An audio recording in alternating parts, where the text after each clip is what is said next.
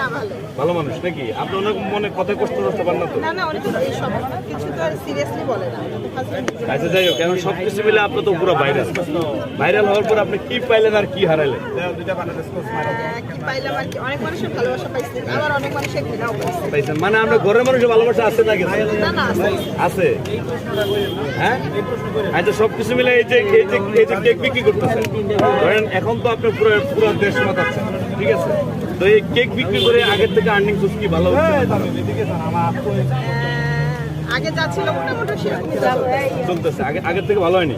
কেন আমি তো দামটা বলছি বাড়াইনি। তো এই কেক আপনার কোথায় তৈরি করেন? বাসায় তৈরি করেন? মানে প্রতিদিন কয়টা কেক তৈরি করেন? যে কয়টা পারি, যে কয়টা পারেন? মানে ইয়া নাই, ফিক্সড নাই। মানে ইনস্ট্রুমেন্ট যা আছে সব আপনার বাসায় নিজের হাতে তৈরি করেন। তা আপনার এই কেকগুলো অন্যান্য যারা কেক বিক্রি করে তাদের থেকে আলাদা কেন? তাদের থেকে আমি একটু বেশি ভালোবাসি, মানে কেকের প্রতি বেশি ভালোবাসা দিয়ে বানায়, এই কারণে বেশি ভালোবাসি। বেশি জনপ্রিয় নাকি? তো দৈনিক কত টাকার কেক বিক্রি করেন? এটা তো জানি না।